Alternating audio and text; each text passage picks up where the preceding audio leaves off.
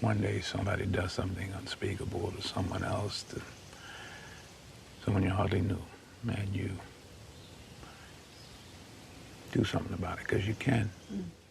This story comes to us from the Associated Press out of Denver, Colorado, where a police recruit who had to have both of his legs amputated after losing consciousness and repeatedly collapsing during fight training at Denver's police academy is suing those who allegedly forced him to continue the barbaric hazing ritual after paramedics ignored warning signs. Now, Victor Moses, who's only 29, alleges in a lawsuit filed this Tuesday that aggressive officers knocked him down multiple times in the second round of fight day last year, with one of them shoving him off the mat and causing him to hit his head on the floor. He said he was pressured to continue, with officers picking him up and setting him back on his feet before paramedics standing by were asked to check him out, according to the lawsuit. Moses told them he had the sickle cell trait, which puts him at an increased risk of medical complications from high-intensity exercise. He also said he had very low blood pressure and complained that his legs were cramping, according to the lawsuit. This guy wants to be a cop. The symptoms are danger signs for people with his condition. Nevertheless, paramedics cleared Moses to return to training, which the suit alleges was a decision made to support the police. The type of training described in the lawsuit is common in the United States and helps prepare recruits for scenarios they could face on patrol, said Ian Adams, an assistant professor of criminology and criminal justice at the University of South Carolina. Now, minor injuries are common and occasionally recruits die, often because of an underlying medical condition, he said.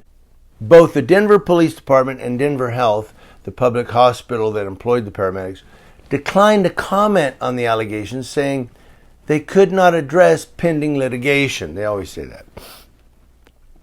Safety and well-being is a top priority for Denver Health and its paramedics, the hospital said in a statement.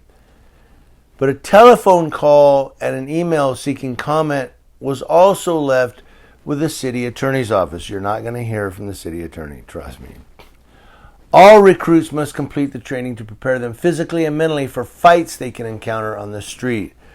It includes having recruits punch and kick a dummy or a trainer holding pads using a padded baton to fight trainers, wrestling and practicing to arrest a suspect who assaults them, according to the lawsuit. They do go through this fight training. The legal action alleges the practice is an unnecessarily violent rite of passage. How do you hear that? Rite of passage. That recruits have to endure to be accepted into the police fraternity. It notes that other recruits suffered injuries before Moses started his drills, including one person whose nose was broken. He just wants to be a cop. The lawsuit also claims that training teaches recruits that excessive force is officially tolerated and indeed culturally accepted. Moses' lawyers John Holland and Darrell Kilmer say the mindset has nurtured a violent police force and led to lawsuits costing Denver millions of dollars.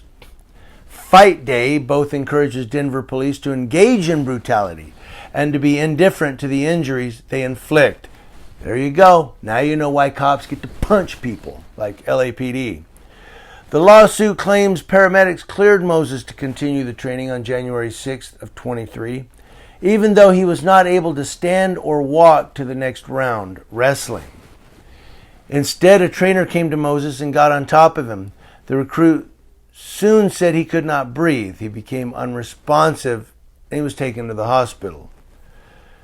Now, if this had been a football game or a boxing match, the head injury and loss of consciousness would have ended any continued participation or fighting immediately. They have that concussion protocol in football. Moses' lawyers argue that the lawsuit alleges Moses was essentially in police custody after becoming incapacitated and the victim of excessive force as the training continued without him being able to consent.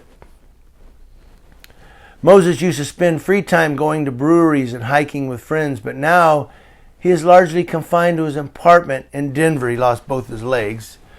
He is learning to walk again with prosthetics, but cannot electronically charge them himself because of damage to his hands.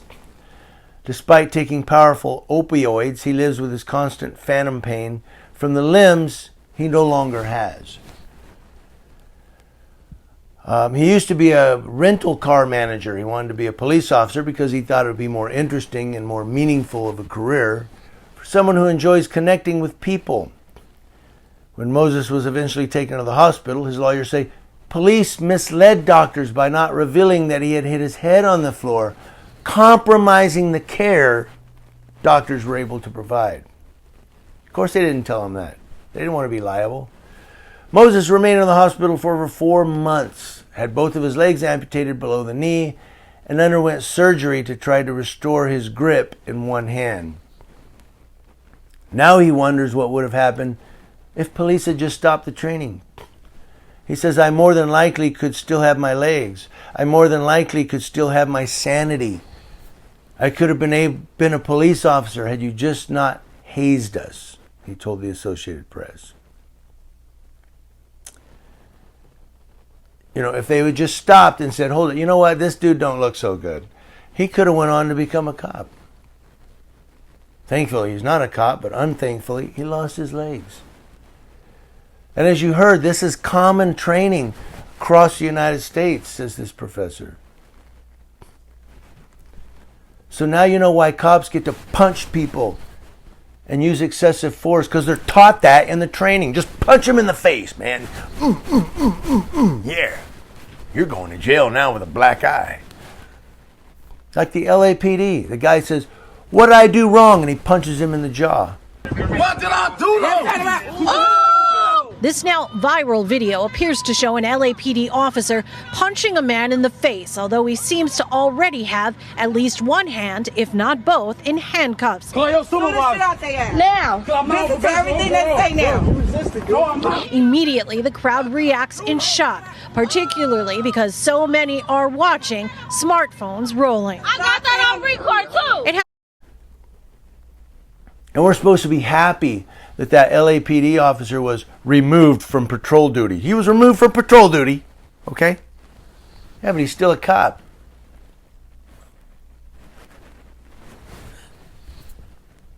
There you go, guys. Your American law enforcement.